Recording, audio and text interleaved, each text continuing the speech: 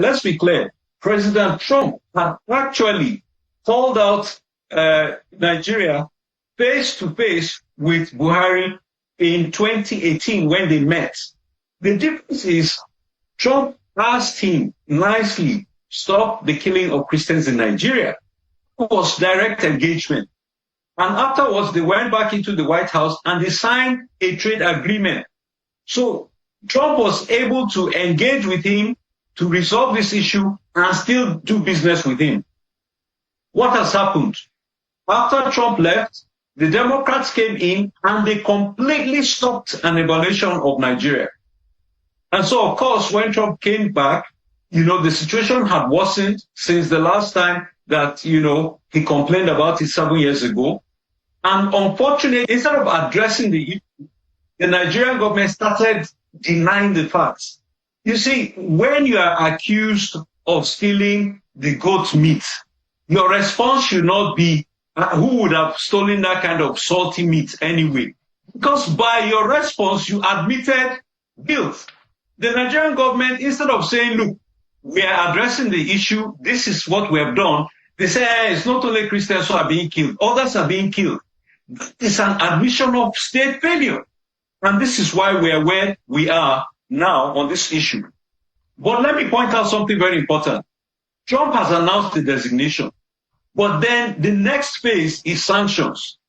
And I want to be clear that the first time sanctions were waived, and this time around it's not too late to waive sanctions. Now, let me just reassure listeners about the threat of military action. Laolu, you were the one as bureau chief of Guardian here in the US who reported exclusively that the US military set up a base in Niger that was covering terrorism in Nigeria. You were the only one in the world to report it. Guess what? Those two bases that America had in Niger are now lost. They were closed after the coup. So America has lost its footprint in West Africa to conduct special operations. So what that has resulted in is that Boko Haram has actually increased its operational footprint and pathology. So the situation is worse. And I have to tell you this.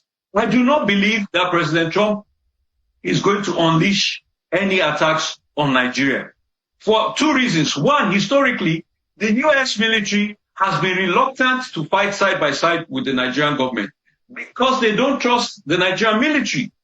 And one specific example is when they got intelligence on the location of the Chibok girls in the forest, they were cooperating with the Nigerian army under direction of President Obama. So the U.S. government told the Nigerian army that they would gas the camp where Boko Haram was with the girls and then knock everybody out so that they could rescue the girls safely without exchange of gunfire. After they mapped out this plan, the next thing that happened, when the troops got to the camp of Boko Haram, they saw Boko Haram wearing gas masks. So the U.S. realized that the Nigerian military had leaked the operational details to Boko Haram.